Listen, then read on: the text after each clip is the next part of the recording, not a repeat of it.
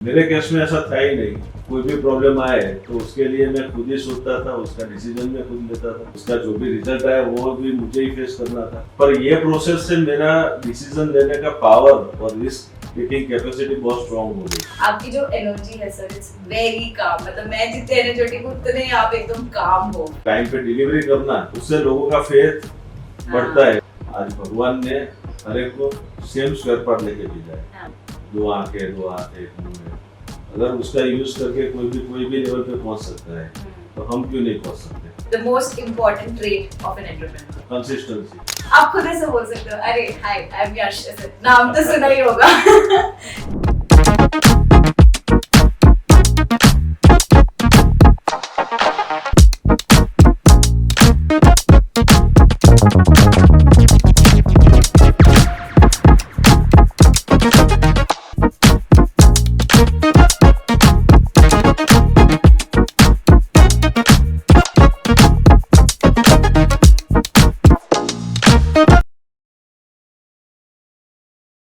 Hi everyone, welcome back to Level Up with Anona, where we take you one step ahead with every conversation of ours.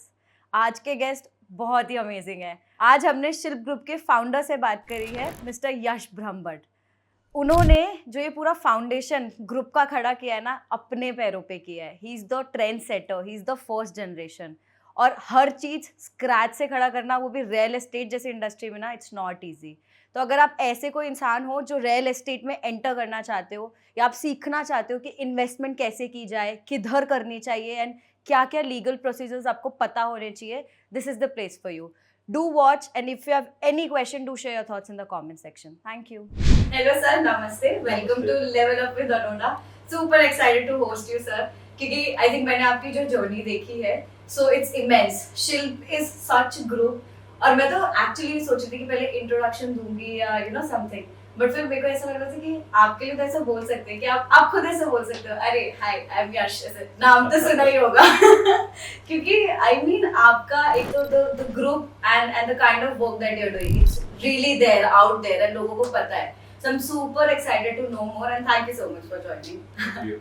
So first of all, आपकी जो energy है sir, it's very calm. मतलब मैं जितने energetic हूँ उतने ही आप एकदम काम हो।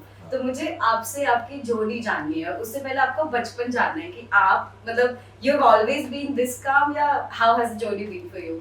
नहीं, मैं व्हेन आई वाज किड तब मैं भी शाय था। हाँ. इतना बहुत बात नहीं करता था। हाँ. और एक एवरेज स्टूडेंट, स्टडी में भी एवरेज था। आफ्टर 12 जब मैंने बिजनेस स्टार्ट किया एट द एज ऑफ 18, तब धीरे धीरे करके मेरी शाइनेस कम हुई और पब्लिक में आना चालू किया। बिजनेस किया है उससे मैं परिचय में आया। फिर मेरी पर्सनालिटी थोड़ी बदलती गई। पर वो आपने किया काम उससे फिर धीरे धीरे, क्योंकि बहुत डिफिकल्ट होता है वो जो होता है ना एक, और स्पेसिफिकली जो शाय होते हैं तो उनको आगे आके और वो ब्रेक करना बैरियर सबसे डिफिकल्ट काम होता है। और आप सर रियल एस्टेट इंडस्ट्री में कैसे है? एक्चुअली मैं मेरी फैमिली में कोई बिजनेस करता नहीं। हाँ. मैं 12 साइंस मैंने स्टडी, रिजल्ट आया उसके बाद वेकेशन में मेरे रिलेटिव की शॉप पे एज ए एक्सपीरियंस लेने बैठा था एट द एज ऑफ 18। और तभी 1-2 महीने में मैं बिजनेस से इंट्रोड्यूस हुआ कि कैसे बिजनेस होता है। एक छोटी सी शॉप थी और वो 2-3 महीने में ही मैंने डिसीजन ले लिया कि अभी मैं फुल टाइम में बिजनेस में आ जाऊंगा 18 साल की उम्र में। फिर मैंने स्टडी ग्रेजुएशन किया पर वो साइड में किया। मेन फोकस मेरा बिजनेस पे। अच्छा, उल्टा कर दिया। लोग पढ़ते हैं और साइड में बिजनेस करते हैं, आपने उल्टा कर दिया। ओके। वो मेरा इंटरेस्ट उसमें आ गया बिजनेस में, तो मैं स्टडीज साइड में कर दिया और धीरे धीरे करके ग्रेजुएशन कंप्लीट किया। तो 18 साल की एज से 6-7 साल मैंने वो शॉप्स में एज अ पार्टनर के हिसाब से मैं बिजनेस किया। और जब मैं मेरी एज 25 की थी तब मैं real estate as a developer, okay, 7 years बाद मैंने रियल एस्टेट डेवलपर की तरह से काम करना स्टार्ट किया। तो पर इसे आपको इसे क्यों ऐसा फील आया कि you want to get into real estate? Business में आपका मतलब कंफर्ट होगा एक, बट वो एक रियल एस्टेट एकदम से क्यों ऐसे दिमाग में आया? मेरा जो फर्स्ट बिजनेस था वो भी रियल एस्टेट के रिलेटेड ही था। उसमें बिल्डिंग मटेरियल अच्छा का ट्रेडिंग का बिजनेस था। राइट तो तब से मैं as a real estate developer के टच में आता गया और उनको जानता गया कैसे काम होता है, और तब से मन में एक ख्वाहिश थी कि फ्यूचर में मैं रियल एस्टेट डेवलपर ही बनूंगा। वाओ तो पर ये ऐसा मतलब फर्स्ट जनरेशन है आप हाँ। इस शिल्प ग्रुप की, तो एक एक अगर मैं गुजरात की भी बात करूँ या बिजनेस की भी बात करूँ तो उसमें ऐसा बोलते हैं ना कि वो जनरेशनल वेल्थ चलती आ रही है, मतलब हाँ। एक वो होता है, और आप खुद हो जिसने वो जनरेशनल वेल्थ अपनी हाँ। जनरेशन के लिए खड़ी की है। तो आपको मतलब अब वो जोड़ने को आप क्या बोले, क्योंकि वो बोलते हैं ना फर्स्ट जनरेशन की जो मेहनत होती है और जो खून पसीना होता है दैट्स लाइक बहुत ज्यादा, तो कैसी जर्नी रही आपकी, डिफिकल्ट, बहुत मेहनत, how was the ups and down? Obviously वो फर्स्ट जनरेशन को तो डिफिकल्ट तो रहेगी, लेकिन वो काफी जर्नी को अच्छा। मैंने एंजॉय किया है। हाँ, और आज भी चैलेंजेस आती रहती है तो उसको एंजॉय करते हैं, तो वो जर्नी मेरे लिए एंजॉयबल रही, ऐसा नहीं डिफिकल्ट रही। हाँ, मतलब आपने जितना जिया है ऐसे अभी खुल के जी रहे हो आप अपनी जर्नी को। और एक अलग तरह का सेटिस्फेक्शन होता है कि खुद हाँ, मेरे फादर तो जॉब करते थे हाँ, और उनको बिजनेस से कोई रिलेशन नहीं था, और मैंने हाँ। स्क्रैच से स्टार्ट करके आज यहाँ तक पहुँचे, तो उसका एक अलग लेवल का सेटिस्फेक्शन होता है। of course I'm sure, मतलब आपका group it's there out there, everyone knows, कोई भी, मैं अगर शिल्प नाम भी लूंगी तो सबको पता है और सब दिखता है, इसमें बताने की जरूरत ही नहीं है। अहमदाबाद आप जाओगे शिल्प इज एवरीवेयर। हाँ, कोई भी तो यार वेस्ट अहमदाबाद में आप कोई भी हाँ रोड पे निकलोगे तो वहाँ पे आपको बिल्डिंग के शिल्प के बिल्डिंग नजर आएंगी। हाँ, तो पर ऐसे लाइक यू सेड कि आपके father was not in real estate, तो ऐसे सपोर्ट मिला फुल? नहीं, फादर को बिजनेस का नॉलेज ही नहीं था, तो सपोर्ट कुछ विदाउट कोई गॉडफादर मैंने स्टार्ट किया था। तो उससे फर्क क्या पड़ा कि आज कोई भी डिफिकल्टी आती है, जैसे किसी का जॉइंट बिजनेस है, फैमिली बिजनेस है या जॉइंट बिजनेस है, तो कुछ भी इश्यूज या डिफिकल्टीज आती है तो आदमी को पहला ख्याल आता है कि चलो फादर को डिस्कस कर ले, 100% ब्रदर से डिस्कस कर ले, अंकल से डिस्कस कर ले। मेरे केस में ऐसा था ही नहीं, कोई भी प्रॉब्लम आए तो उसके लिए मैं खुद ही सोचता था, उसका डिसीजन मैं खुद लेता था, उसका जो भी रिजल्ट आया वो भी मुझे ही फेस करना था। पर ये प्रोसेस से मेरा डिसीजन लेने का पावर और रिस्क टेकिंग कैपेसिटी बहुत स्ट्रांग हो गई। कई बार क्या होता है कि आप फैमिली बिजनेस में, जॉइंट बिजनेस में, तो कुछ आपको करना है तो आपके जॉइंट जो ओनर है, को ओनर है, उनका अगर नहीं करना है तो आपको फुल कॉन्फिडेंस है तो भी नहीं कर पाओगे। 100%। और मैं एज अ जॉइंट बिजनेस में नहीं खुद ही स्टार्ट किया है, तो कुछ भी डिसीजन लेने में मुझे किसी को, मैं आंसरेबल नहीं था, तो डिसीजन लेने का फ्रीक्वेंसी बहुत फास्ट हो गया कि भाई कौन सा डिसीजन लेना है, क्या कौन सा नहीं लेना है, क्या काम करना है। तो बट मतलब आप तो बोल रहे हो, but looking at the other side it's not easy honestly. मतलब मैं अगर सोचूं तो यू ऑलवेज नीड सपोर्ट, क्योंकि कहीं ना कहीं तुम स्टक हो जाते हो, क्योंकि तुम्हारे पास जो दो चॉइसेस भी होते हैं तो तुम्हें ऐसा लगता है कि यार ये भी सही है, ये भी सही है, तो एक थर्ड पॉइंट ऑफ व्यू मिलता है तो शायद वो इजी कर देता है। तो कोई तो ऐसा सपोर्ट रहा होगा आपकी लाइफ में जिसने सपोर्ट एज आज कुछ भी डिफिकल्टी है तो उसका जिसका नॉलेज है, हाँ, तो लोगों से ओपिनियन लेते हैं, लेकिन डिसीजन तो खुद ही डिसीजन लेना आप खुद पड़ता है। लेते हो। तो रिस्क कैसे कैलकुलेट करते हो आप? कुछ ऐसे पैरामीटर्स आपने सेट कर उसको रखे हैं? वर्ड में डिफाइन करना बहुत मुश्किल है कि हाँ। कोई भी चीज करना है हाँ, तो उसको कोई भी लाइफ में कभी भी गैम्बलिंग नहीं करना है, जुआ नहीं खेलना है। आप कैलकुलेटेड रिस्क लो और प्रॉपर आपने मार्केट स्टडी किया है, फ्यूचर जो काम करने जा रहे हो उसका नियर फ्यूचर में उसका क्या ग्रोथ है, वो सब पैरामीटर्स देख के आप कुछ भी काम करो तो आप सक्सेस हो, 99% आप सक्सेस हो। राइट। और वो होता है ना कि उसके बाद रिग्रेट भी नहीं करना जो हाँ, तुमने लिया है, तो ऑफ कोर्स मतलब कि दिस इज इट, अब दिस विल गो। और ये चीज आई थिंक मैं भी बहुत बिलीव करती हूँ सर कि जो चीज तुम कर रहे हो ना वो it happens and it works for the right thing. मतलब वो अल्टीमेटली उसी के लिए होता है जो तुम्हें चाहिए था, लाइफ में होना ही था। तो I think that's what it goes that way. मैं आपसे ये भी चीज पूछना चाहूंगी, आपके जैसे 20 इयर्स हो गए हैं, you are celebrating your 20th anniversary as a real estate काम करते तो मोर देन 27 इयर्स हो गए। हाँ, मैंने एक देखा था आपका, आई वाज एक्चुअली रिसर्चिंग, आप there is a myth that आपकी एज पे लोग जनरली बोलते हैं कि you look much younger comparatively, है ना? तो या दैट्स देयर। बट मुझे यही पूछना आपसे कि 20 इयर्स आपको रियल एस्टेट में शिल्प ग्रुप में हो गए, एंड आपने 50 प्रोजेक्ट्स कर दिए already, like overall 50 project across Ahmedabad and Gandhinagar, right? तो आपने फर्स्ट ऑफ ऑल जनरली अगर मैं रियल एस्टेट की बात करूं तो this is said and this is famous that यार कोई भी प्रोजेक्ट या कुछ ले तो लेट डिलीवर होता है उल्टा। तो आपने इस 20 इयर्स में इतने प्रोजेक्ट्स इतने सक्सेसफुली कैसे डिलीवर किया? आप कोई भी प्रोजेक्ट रखते टाइम उसका प्लानिंग, उसका जब प्रोजेक्ट लॉन्च करते हैं उससे 1-2 साल में उसका वो प्रोजेक्ट का क्या फ्यूचर है। कई बार क्या होता है कोई प्रोजेक्ट लॉन्च करता है तो उसका 5 साल का फ्यूचर काम में नहीं आता है। आज मैं प्रोजेक्ट रख रहा हूँ तो वो प्रोजेक्ट मेरा 2 या 3 साल में कंप्लीट होगा। तो विद इन दैट पीरियड उसका सेलिंग कैसा रहेगा, वो एरिया का डेवलपमेंट कैसा रहेगा, लोगों की रिक्वायरमेंट किस टाइप की है प्लानिंग में, वो सब रिसर्च करके आप प्रोजेक्ट रखते हो तो प्रोजेक्ट सक्सेसफुली होता है इन टर्म्स ऑफ सेलिंग और कंप्लीशन में।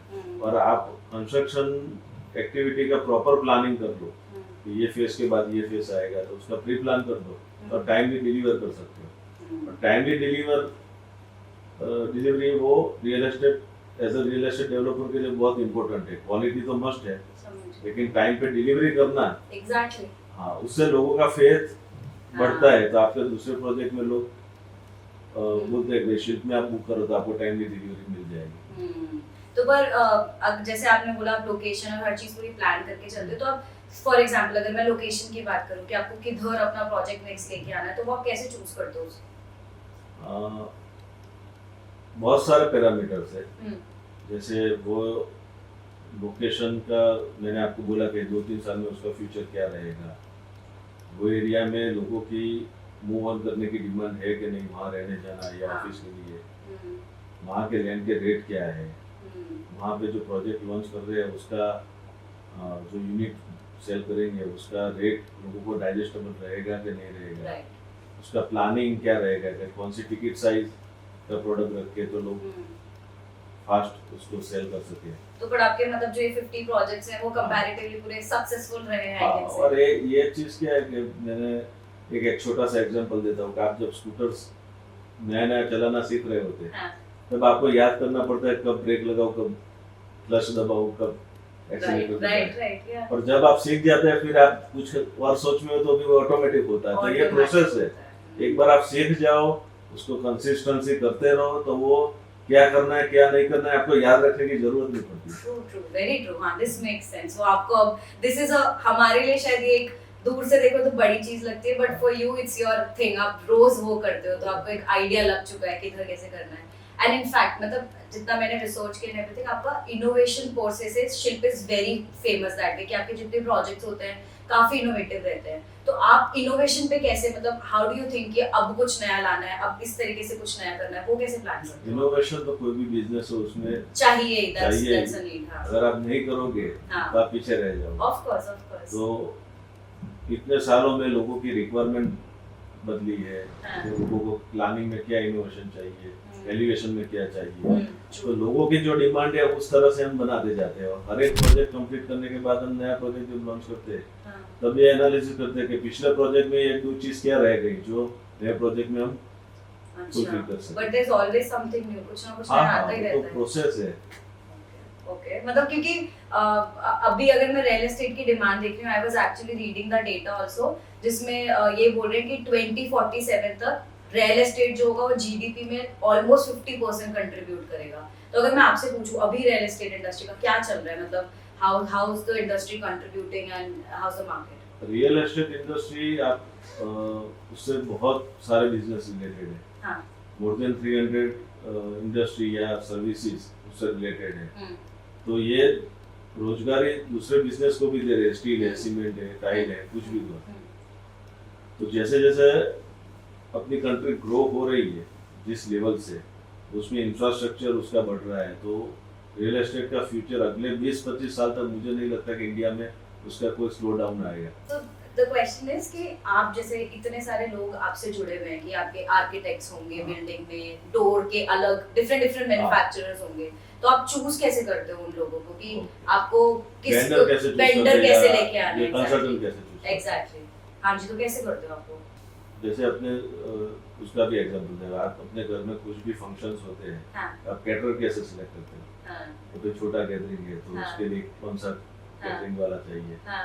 कौन सा डेकोरेशन नहीं पर सर मैंने क्योंकि शादी है तो उसके लिए कैसा चाहिए? why I'm asking this is Gujarat में पर्टिकुलरली ना, एक मैंने ये पर्टिकुलरली देखा है कि लोग जो है जनरेशनल अपने वेंडर्स के साथ चल रहे हैं, मतलब जिनके साथ वो कराते आ रहे हैं वो उन्हीं के साथ करा रहे हैं काम। तो आप नहीं, ऐसा नहीं रहता है या होता। स्विच करना जरूरी होता है स्विच रियल करना एस्टेट में? जरूरी होता है, हाँ। क्योंकि हर एक वेंडर है, कंसल्टेंट है, आर्किटेक्ट है, इंजीनियर, हर एक की एक स्टाइल है, हर एक उसका एक वर्किंग पैटर्न है, तो वो ऑलमोस्ट वही पैटर्न में काम करता है। इनोवेशन के लिए इनोवेशन चाहिए के लिए आपको कुछ Got it. कोई और प्रोजेक्ट में आपको रिक्वायरमेंट अलग है, हम्म, तो उसके लिए कौन से कंसल्टेंट चाहिए, कौन से आर्किटेक्ट चाहिए, कौन से वेंडर चाहिए, कौन से कॉन्ट्रैक्टर चाहिए, राइट राइट।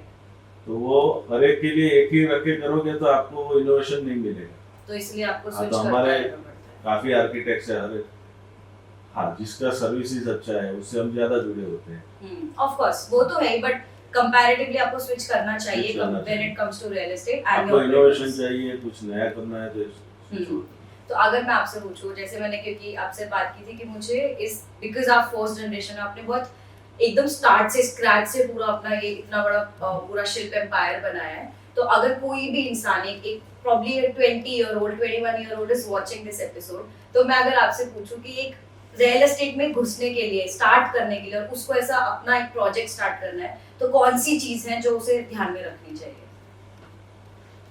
कुछ भी इम्पॉसिबल नहीं है, मेरा भी Very- very बैकग्राउंड true. और एक छोटा एग्जांपल देता हूँ, मैंने कहीं सुना था सालों पहले, उससे मुझे बहुत एनर्जी मिलती है कि आज भगवान ने हर एक को सेम स्पेयर पार्ट लेके भेजा है, हाँ, 2 आंखें, 2 हाथ, 1 मुंह है, अगर उसका यूज करके कोई भी लेवल पे पहुंच सकता है तो हम क्यों नहीं पहुंच सकते? पर उसके पीछे हमारी मेहनत या हमारा विजन, हमारा मार्केट स्टडी, वो सब प्रॉपर हो तो आप कुछ भी अचीव करना चाहो, आइदर वो रियल एस्टेट हो या कोई और अलग फील्ड हो, तो आप कर ही सकते हैं। बट वो सारी एक चीज आती है ना, रियल एस्टेट बहुत स्ट्रेस वाला काम है एंड बहुत रिस्क है, पर करना लोगों, क्योंकि वो बोलते हैं कि पैसा बहुत है रियल एस्टेट में, पर वो जाना, एंटर करना सबके लिए बहुत डिफिकल्ट हो जाता है। दैट्स द होल थिंग ना, उनको वो चीज दिमाग में हमेशा रहती है। मैं ऐसा नहीं मानता कि कोई भी बिजनेस, रियल एस्टेट में कोई भी बिजनेस के लिए पैसा बहुत जरूरी है, लेकिन पैसे से ही होता है ऐसा भी नहीं है। ऑफ कोर्स, हां, ट्रू। पैसा आप धीरे धीरे करके बना भी सकते हो और उसमें आप ज्यादा पैसा लगा के और बना सकते हो, और वो साइकिल है। आज मैं भी स्क्रैच से स्टार्ट किया है तो उसमें कोई पैसा था नहीं, मैंने पहला रुपये मैंने पहले अपने आप अर्न किया है। कैसे किया sir? If you are okay to, I really want to know this. आपने, क्योंकि मेरे दिमाग में है क्वेश्चन कि वो it's not easy to enter, तो आपने how did you arrange the money and everything, कैसे स्टार्ट किया आपने? मैंने पहले जब रियल एस्टेट में एंटर हुआ, अच्छा, तो पूरा आपने सेव उसमें किया? पहला 6-7 साल जो मैंने जो ट्रेडिंग बिजनेस था मेरा, बिल्डिंग मटेरियल, हाँ, उसमें से छोटा छोटा पैसा जमा हाँ। कर करके एक वैल्यू, एक अमाउंट बनाए, उसमें वो लेके मैं रियल एस्टेट में आ गया। तो आपने पहले ऐसे कुछ लैंड खरीदा अपने लिए, समथिंग लाइक दैट, ऐसा? नहीं, लैंड नहीं करता, जो बिजनेस से जो क्रिएट किया, जो हाँ। पैसा मैंने अर्न किया, हाँ, उसमें से मैंने रियल एस्टेट में जंप कर लिया। अच्छा, मतलब पूरा सेव करके एंड देन यू और कई डिसाइडेड। बार ऐसा भी होता है कि आपका चालू बिजनेस है जिसमें इनकम है, हाँ, तो मैंने 5-7 साल उसमें काम किया, तब मुझे फिर लगने लगा कि इसकी एक लिमिटेशन है, उसमें मैं इससे ज़्यादा ग्रो नहीं कर पाऊंगा, कि इससे ज़्यादा मैं एक्सपांड नहीं कर पाऊंगा। तब मैंने सडनली वो बिजनेस छोड़ के इसमें जंप हो गया।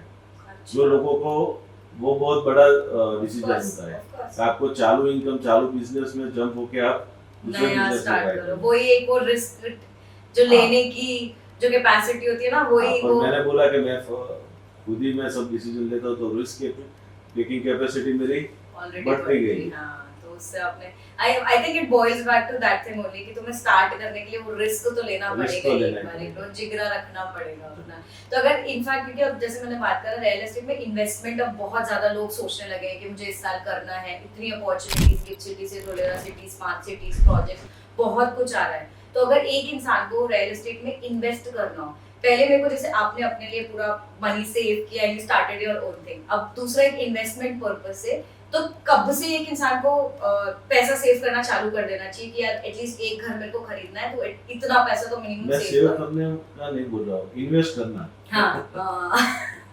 पैसा सेव बढ़ेगा करना, उससे। हाँ, सेव करना यानी इसको इन्वेस्ट करना है। सेव करके बैंक में एफडी करने से कुछ नहीं होता है। तो आप इन्वेस्टमेंट तो आप देखो तो कोई भी बिजनेस में कोई भी कमा के या कोई भी प्रोफेशन में कमा के आफ्टर ऑल आप इन्वेस्टमेंट 2 या 3 ही एसेट में करोगे, रियल एस्टेट है, गोल्ड है और स्टॉक मार्केट। हाँ एग्जैक्टली। और उसमें में मोस्टली लोग रियल एस्टेट में ही करते हैं।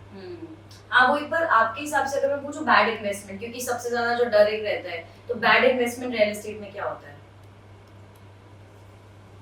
कई तरह से होता है। जैसे आपने जो रियल एस्टेट में कोई डेवलपर के प्रॉपर्टी बाय कर रहे हो या कोई लैंड बाय कर रहे हो, तो उसका फ्यूचर ग्रोथ है कि नहीं वो जगह का, वो जो प्रोजेक्ट में आप इन्वेस्ट कर रहे हो, प्रोजेक्ट में जो डेवलपर है उसका पास्ट हिस्ट्री चेक करना होगा। उसकी पास्ट हिस्ट्री में उसने टाइमली डिलीवर नहीं किया है, क्वालिटी में नहीं किया है, तो उसमें आपको पैसा कम गेन कम होगा या रीसेल में प्रॉब्लम हो सकता है।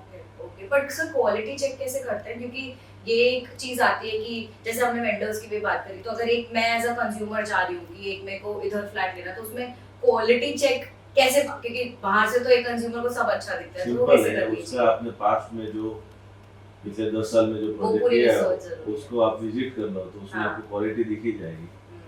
तो आपसे अगर मैं पूछूं कि रेसिडेंशियल और कमर्शियल इन्वेस्टमेंट के जो जनरली दो चीज अगर रियल एस्टेट की बात आती है सोचते हैं, तो रेसिडेंशियल और कमर्शियल में इन्वेस्टमेंट पर्पस से कौन सा ज्यादा बेटर है? दोनों बेटर है और लोग दोनों सेगमेंट में इन्वेस्टमेंट करते हैं। रेसिडेंशियल इन्वेस्टमेंट में आप खुद उसमें रह सकते हो और उसका जो फ्यूचर में प्राइस है अप्रिशिएशन होता है तो उसमें से गेन भी होता है। कमर्शियल प्रॉपर्टी में आप यूज भी करो या लीज आउट करो तो उसमें रेंटल इनकम कमर्शियल में कंपेयर टू रेसिडेंस में अच्छी ज्यादा आरओआई। अच्छा, बट रीसेल अगर करना हो तो कौन सा सेल करने में ज्यादा इजी होता है, रेसिडेंशियल या कमर्शियल में? डिपेंड्स है वो कौन से बिल्डिंग्स में है आपकी प्रॉपर्टी कौन से अच्छा, लोकेशन पे है। लेकिन आप दोनों की बात करो तो रेसिडेंशियल ज्यादा इजी है रीसेल तो करना। सेल, पर वही सर फिर वो क्वेश्चन नहीं आ जाता कि इतने नए प्रोजेक्ट्स ऑलरेडी हो रहे हैं तो फिर मैं क्यों कोई पुराना घर या कोई रेसिडेंस लूं? वो फिर लोगों के दिमाग में वो चीज आती है ना। पर आज आपने कोई भी घर परचेस किया है, सपोज एग्जांपल के 5000 रुपीज स्क्वायर यार्ड पे लिया है या, तो आज से 10 साल बाद वो 5000 का 10,000 हो जाएगा या 15,000 हो जाएगा। उसके सामने नया प्रोजेक्ट जो लॉन्च होता है वो 20 का होता है। यानी जो ओल्ड प्रॉपर्टीज होती है उसका नई जो अभी फ्रेश जो प्रॉपर्टी होती है उसके कंपेयर में 10% 20% प्राइस कम ही होता है, लेकिन आपने जब बाय किया हो बोट किया उससे तो बढ़ ही जाता है। समझ गई, मेक सेंस। और अगर और वो घर में आप रह रहे हो तो वो भी एक है। अगर उसने आप वो घर या ऑफिस ने आपको रेंट को दिया है, रेंट पे दिया है, तो वो भी इनकम आप जनरेट करते हो। Make sense. और अगर ऐसे एमिनिटीज की बात करें कि लॉट ऑफ बिल्डर्स अब जैसे आप एमिनिटीज पे बहुत फोकस करने लगे हो, तो फर्स्ट ऑफ ऑल एमिनिटीज में ऐसी कौन-कौन सी चीजें जो लोगों को देखनी चाहिए कि यार ये एमिनिटी किसी भी जगह आप इन्वेस्ट कर रहे हो तो होनी ही चाहिए एक एरिया उसमें? अभी ये पॉइंट भी आपने अच्छा लिया कि एमिनिटीज अभी लोग ज्यादा देख रहे हैं जो आज से 10 साल पहले एमिनिटीज पे फोकस नहीं कर रहे थे।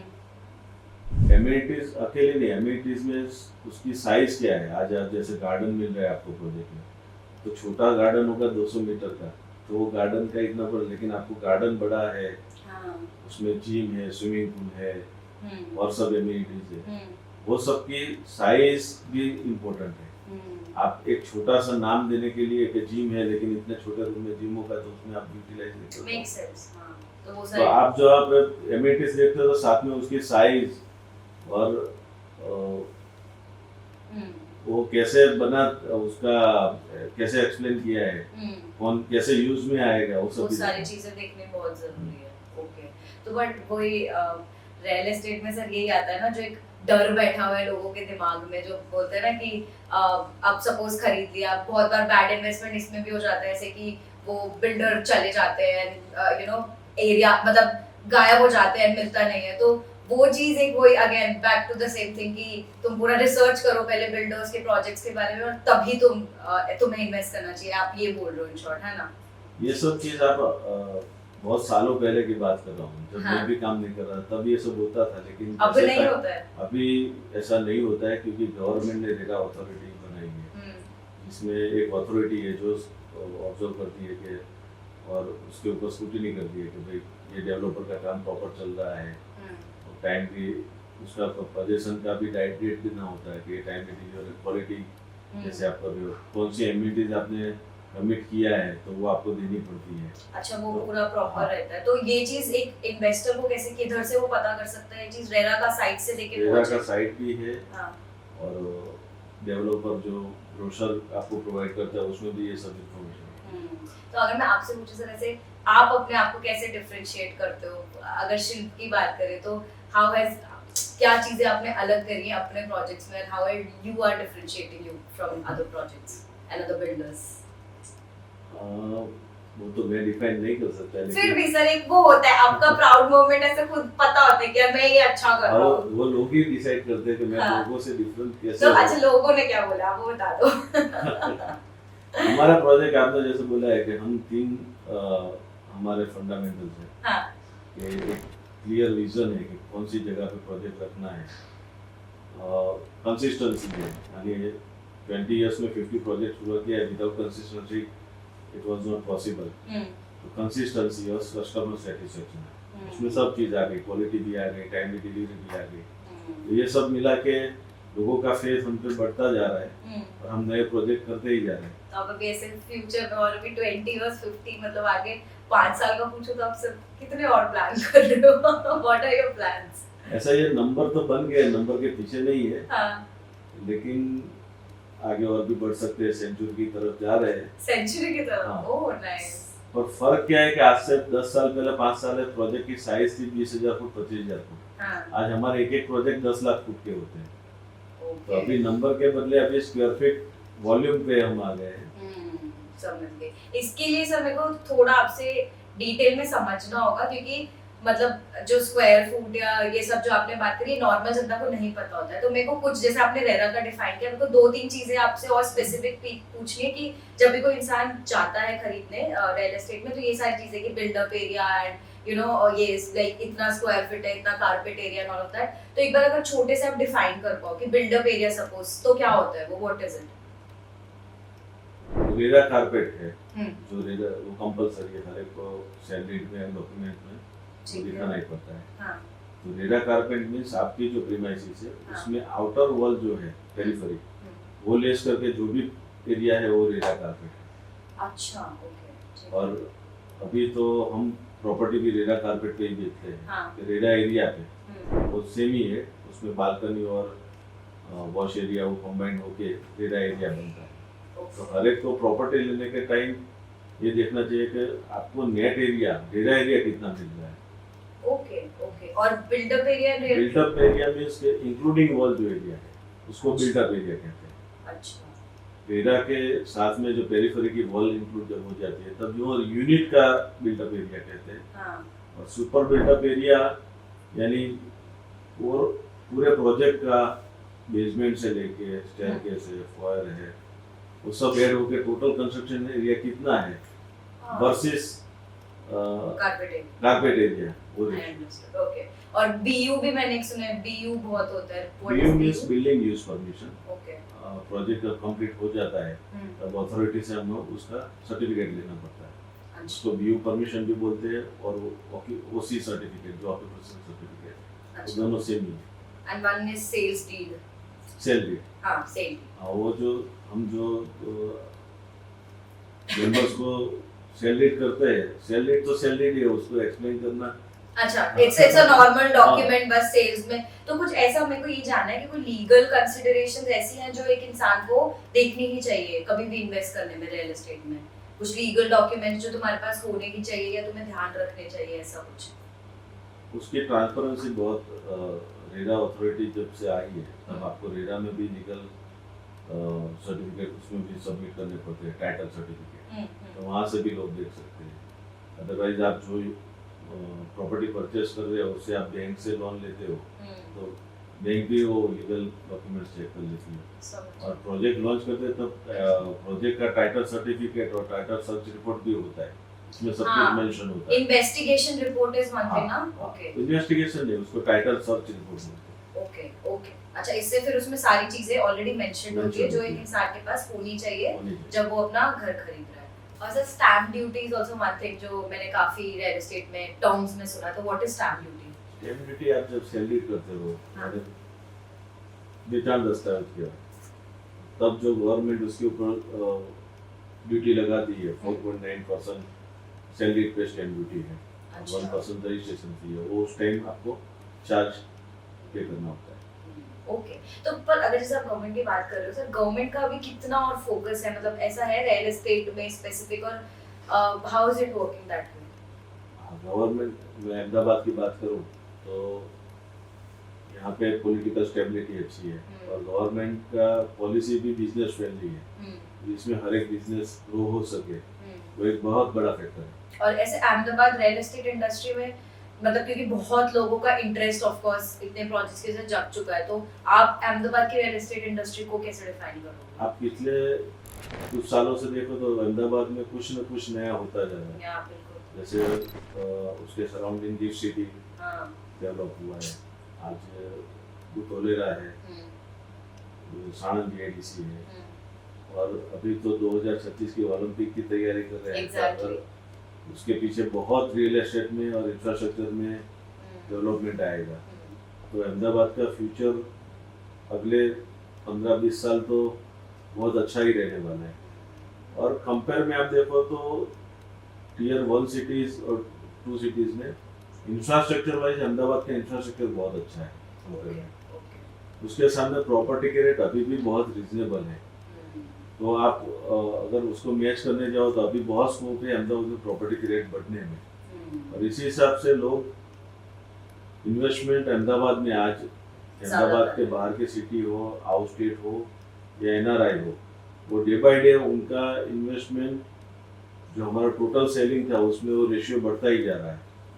कंपैरेटिवली काफी लोगों का बाहर से इन्वेस्टमेंट आ रहा है। और ये जो एक जो बहुत ही बिगेस्ट क्वेश्चन आता है ना जब इन्वेस्टमेंट की आप बात कर रहे हो, तो कि बहुत लोग जैसे बहुत बाहर से भी लोग अभी इधर रहने आ रहे हैं, तो एक चीज हो जाती है कि यार इधर I should take that flat और जो भी मैं स्पेस ले रहा हूँ मुझे बाय करना चाहिए, मुझे रेंट करना चाहिए, ये बहुत ही इम्पोर्टेंट क्वेश्चन है, तो आप क्या बोलोगे इसमें? अगर आप खुद के लिए घर रहना है या ऑफिस परचेज कर रहे हो या कोई भी बिजनेस प्रीमाइसेस परचेज कर रहे हो, अगर खुद के यूज में के लिए ले रहे हो तो ऑलवेज उसको आप रेंट पे लो, उससे बेटर ऑप्शन है आप उसके ऊपर लोन लेके इंस्टॉलमेंट में पे करो। ऑब्वियसली वो इंस्टॉलमेंट आपके रेंट से थोड़ा ज़्यादा होता है, लेकिन आफ्टर ऑल वो प्रॉपर्टी आपका खुद की ओनरशिप की होती है कि फ्यूचर में आप उसका कंपेयर करेंगे तो एप्रिसिएशन वैल्यू आपको मिलेगा। आप रेंट पे कर रहे हो तो प्रॉपर्टी की एप्रिसिएशन वैल्यू का बेनिफिट आपको नहीं होता है।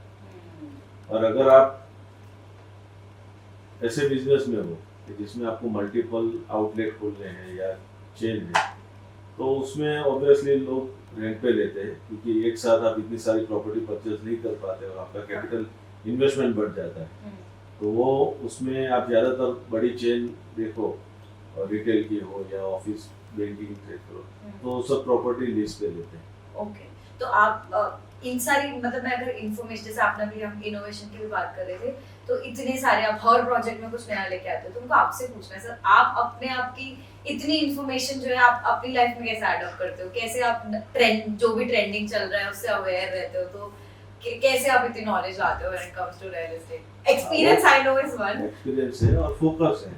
अगर आप फोकस रहो और मार्केट को कॉन्स्टेंटली आप ऑब्जर्व करते रहो तो की डिमांड क्या है, कौन से एरिया में कौन सी प्लानिंग चाहिए, टिकट साइज, तो वो अपडेटेड रहना ही पड़ता है। काफी आई थिंक क्योंकि लोगों का तो बहुत ज्यादा इंटरेस्ट हो चुका है, ये मैं जितना देखती हूँ एवरीवन, और अहमदाबाद जैसे आपने बात करी सब बहुत मेरे को, मैं जैसे मैंने आपको बताया I am not from here, but इतने मेरे यूपी दिल्ली लोग को फोन आज आता है सबकी कि नजर अहमदाबाद पे। सबकी नजर अहमदाबाद पे, उनको इन्वेस्ट करना ही है, that's for sure. And even मैंने इससे मेरे को आपका मार्केटिंग कैंपेन्स मैंने सब देखे हैं, हाँ। बहुत अमेजिंग होता है। मतलब एक होता है ना ट्रस्ट, जो मार्केटिंग का एक एसेंस होता है कि ट्रस्ट बिल्डिंग जो बैठानी चाहिए, सो वो एक्चुअली राइट एकदम I would say commendable for that. So अगर मैं आपसे पूछूं, आपका कोई ऐसे फेवरेट कैंपेन है शिल्प का, मार्केटिंग का, जो आपको याद हो और पसंदीदा हो आपका एकदम? हाँ, जो अभी रिसेंटली हमने कंप्लीट किया है फास्टेस्ट 50 हाँ इन 2 डिकेड्स के 20 इयर्स, हाँ। वो हमारा मेरे लिए सबसे अच्छा campaign आपने है। कुछ आईपीएल से उसको क्रिकेट से रिलेट किया था ना? हाँ, वो क्योंकि अभी 2020 हाँ और आईपीएल का सीजन चल रहा है कि वो लोगों के माइंड में है, तो 20 इयर्स है हाँ। और उसमें 50 प्रोजेक्ट किए जो हाँ। आईपीएल में होता है 20 ओवर में इतने रन किए। अच्छा, नाइस नाइस, और मस्त। मार्केटिंग में मेरी जो बेटर हाफ है हाँ। वो भी ये सब ज्यादा देखती है मेरे से, हाँ, तो right. उसमें उसका इन्वॉल्वमेंट भी ज्यादा रहता है ये सब चीजें। पर आपकी लाइफ का अगर ऐसा कोई मैं मोमेंट पूछूं या कोई ऐसा प्रोजेक्ट, ऐसी सक्सेस जो आपको फील हुआ कि दिस इज, मतलब होता है ना कि कभी तो खुशी होती है, दिस इज इट, ये this is like the best moment, so ऐसा कुछ है जो ऐसा हर साल होता है कि कुछ भी नया प्रोजेक्ट के लिए प्लान किया है। जैसे गिफ्ट सिटी में हम एंटर किए थे, तब गिफ्ट सिटी इतना लाइमलाइट में नहीं था, हाँ तो उसमें जब एंटर किया तब सबसे ज्यादा डेवलपमेंट राइट हमारे पास है, 4 प्रोजेक्ट हैं। ओके। और आज देखो वो जो विजन से हमने काम किया था, तो आज वो सक्सेस हो गया है। जैसे कोई एरिया है जैसे सिंधु भवन रोड है, तो उसका वो पूरे रोड का सबसे पहला बिल्डिंग मैंने बनाया। और आज सिंधु भवन के एरिया में मेरे ऑलमोस्ट 10 प्रोजेक्ट हो गए। तो ये सब विजन से जो काम करते हैं और वो विजन कंप्लीट होता है, तो उसमें सक्सेस होता है कि ये सिंधु भवन रोड भी डेवलप हो चुका है, 100%। तो वो सेटिस्फेक्शन होता है कि भाई हमने ये विजन से काम किया और वो उसमें हम सही निकले। सर अभी यू आर ऑलरेडी देयर, अभी और आगे क्या क्या प्लान्स है, मतलब where do you want to go next? बहुत 20 साल का 25 साल का प्लान मैं नहीं करता, मैं छोटे छोटे प्लान टारगेट करता हूँ कि अगले 3 साल में ये करूंगा, वहाँ पहुँच जाने के बाद अगले 3 साल का सोचता है। तो अब ऐसे पर अपना वर्क लाइफ बैलेंस पे फोकस करते हो? कैसा कैसा रहता है आपका? संडे में वर्क नहीं करता हूँ। नहीं करते हो, मतलब इट्स स्ट्रिक्ट पॉलिसी? पहले करता था, लेकिन पिछले 5-6 साल से मैं संडे फैमिली टाइम ही होता है। तो पर ऐसा आपको वो होता है ना, एक जब हम इस पोजीशन पे हैं, तो एक बहुत आता है कि कहीं ना कुछ काम चल रहा होता है, सट तुम्हारे दिमाग में वो नहीं, कॉन्स्टेंटली चलता रहता है। वो तो वो रहता ही है, उसको तो दिमाग को कोई स्टॉप नहीं कर सकता है। हाँ, लेकिन संडे काम नहीं करता है, फिर every day I do exercise, हाँ। बॉडी फिट है तो माइंड भी फिट रहेगा। तो कुछ रूल्स अपने लिए भी बनाना पड़ता है, कब काम करना है कब नहीं करना है। करना पड़ता है, और आई थिंक वो बहुत ही जरूरी है। अगर काम में दिस इज समथिंग, वो 5 AM क्लब जो बोलते हैं ना कि सर सुबह उठ के तुम्हें एक अपने लिए टाइम देना जरूरी है, वरना काम तुम्हें धीरे धीरे फुल मेस कर देता है। तो अगर एक आपकी साइड से जो भी व्यूअर्स है और जो यंग जनरेशन है जो रियल एस्टेट में एंटर करना चाहती है, अगर उसके लिए एक टिप पूछूं तो आप क्या बोलोगे? व्हाट वुड यू से? कोई भी बिजनेस में जाना इंटरेस्ट तो उसके लिए जरूरी नहीं कि आपके पास पैसा होना ही चाहिए, आपके पास बैकग्राउंड होना चाहिए। आप उसमें डेडिकेशन से फोकस रह के और विजन से काम करोगे तो उसमें सक्सेसफुल हो गई। जैसे एग्जांपल कोई भी फील्ड हो, आज पॉलिटिक्स हो, बिजनेस हो, क्रिकेट हो, स्पोर्ट्स हो, तो कुछ एग्जांपल है कि जो लोगों ने विदाउट सपोर्ट से कोई बैकग्राउंड के बगैर आया है, वो सर जैसे अपने PM है नरेंद्र मोदी सर, वो भी उनका कोई बैकग्राउंड नहीं था। आज बॉलीवुड देख रहे तो शाहरुख खान है, उनका भी कोई फैमिली बैकग्राउंड नहीं था, वो भी स्क्रैच से चालू किया। सचिन तेंदुलकर है, वो भी विदाउट बैकग्राउंड आया था, और वो सब ट्रेंड सेटर बने हैं। हाँ, एग्जैक्टली। मतलब मैं आपसे बात करके सर एक ये चीज वो मेरे को रियलाइज हो रही है कि ultimately it's boils back to वही कि तुम्हें चालू करना और तुम्हें काम करना है, करो, मतलब सिर्फ बातें मत करो, वो वाला जो होता है ना, क्योंकि सबने इतने लोगों ने जो सब जो लोग हैं वो without experience, without background, without money आए थे। हाँ, और आज वो खुद के फील्ड में कहाँ पहुंचे। लोग जो ऐसे रीजन देके जाते रहते हैं ना कि मेरे को अभी रुको, अभी मैं डिग्री ले लूं, अभी थोड़ा पैसा इकट्ठा कर लूं, वो जो एक एक्सक्यूजेस हमेशा रहता है, तो वो तो हमेशा ही रहेंगे। आई थिंक तुम्हें अभी स्टार्ट करना है, दैट्स द होल थिंग। और सर आपका एक campaign everything for everyone I saw, so आप I want you to define that campaign everything for everyone, मतलब हाँ, कौन है? वो थॉट ऐसे आया है कि हाँ। हमारे पास डिफरेंट लोकेशन पे लगभग 12-13 प्रोजेक्ट अभी चल रहे हैं और हमारे पास बजट वाइज भी 40 लाख से 4 करोड़ तक की प्रॉपर्टी है। उसमें रेजिडेंशियल अपार्टमेंट आ गए, कमर्शियल शॉप्स है, ऑफिस है, और उसमें भी size wise, area wise, budget wise और रियल एस्टेट के जितने वर्टिकल है, इंडस्ट्रियल प्लॉटिंग है, वो सब हमारे पास था। तो फिर हमने वो रिसेंटली हमने हमारे कैंपेन चला था कि एवरीथिंग फॉर एवरीवन, तो आपको जो चाहिए वो सब कुछ मिलेगा यहाँ पे। और उसमें अफोर्डेबिलिटी भी मेंटेन करते हो, क्वालिटी भी मेंटेन करते हो। अफोर्डेबिलिटी 2 BHK 3 BHK, आपको कौन से लोकेशन पे रहना है वो भी हाँ। हर एक लोकेशन था। हाँ। तो ऐसा हमारा एक अभी दौर चल रहा है कि हमारे पास सबके लिए सब कुछ है। और आपसे वैसे सर्विसिंग पार्ट पे कितना ध्यान देते हो, मतलब कस्टमर को प्रॉपर पूरा अच्छा एक्सपीरियंस रहे, तो आपकी सर्विसिंग का कैसे रहता हाँ, है? वो हमारा उसमें बहुत फोकस रहता है। हाँ। हमने इंफ्रास्ट्रक्चर ऐसे क्रिएट किया है कि आफ्टर सेल सर्विस और आफ्टर हैंड ओवर, जैसे हम प्रोजेक्ट कंप्लीट करते हैं तो उसके 2 या 3 साल हम वही प्रोजेक्ट को खुद मेंटेन करते हैं, जिससे हम जब छोड़ के जाए तब एक पूरी SOP और सिस्टम सेट होती है, तो उसको लोग सोसाइटी या जो बिल्डिंग के ओनर से वो फॉलो करते जाए। हाँ, तो आपने पूरा सिस्टम एक सेट System कर रखा है, बनाया। लोगों को कहाँ कहाँ कैसे जाना है, वो सब एक पूरा सेट है। और अगर एक, क्योंकि sir you are a pioneer now I can say, तो जो नए डेवलपर्स जो आ रहे हैं, अगर मैं आपसे पूछूं तो एक आप देखते हो उनको, तो कोई ऐसी मिस्टेक जो वो कर रहे हैं, anything that you top of the mind आपके हो, कि कोई एक मिस्टेक जो कोई नया डेवलपर करता ही है जनरली, या कर रहे हैं बहुत? मिस्टेक्स तो छोटी मोटी होती रहती है सबसे, हाँ। लेकिन वो मिस्टेक करके उसमें से सीख के वो मिस्टेक फिर दोबारा ना हो, वो सीखना जरूरी है। वो चीज सीखना, वो तो सब बहुत, आई मीन लोगों को काफी टाइम लगता है वहां तक, तभी तो वही तो डिफाइन करता है ना सक्सेस में और फेलियर में जो मेन सिचुएशन है। सुपर सर, मेरा एक रैपिड फायर राउंड है आपको, you know, to know you more, जिसमें I will ask you few questions, आपको वन वर्ड आंसर देना है उसमें। So first question is favourite project you have worked on? Every new project. Good one. One word to describe the future of real estate? Booming. Booming. The biggest inspiration in your career? In general, Dhirubhai Ambani. Ah, nice. Your first job? As a small trader. Morning person or night owl? Balanced, day person. बहुत जल्दी भी नहीं उठता, रात को भी नहीं। Nice. One city you would like to develop a project in? जहाँ अपॉर्चुनिटी ले जाए। The most important trait of an entrepreneur? Consistency. आप कुछ भी करते हो उसमें कंसिस्टेंसी बहुत इम्पोर्टेंट है। Consistency is very important.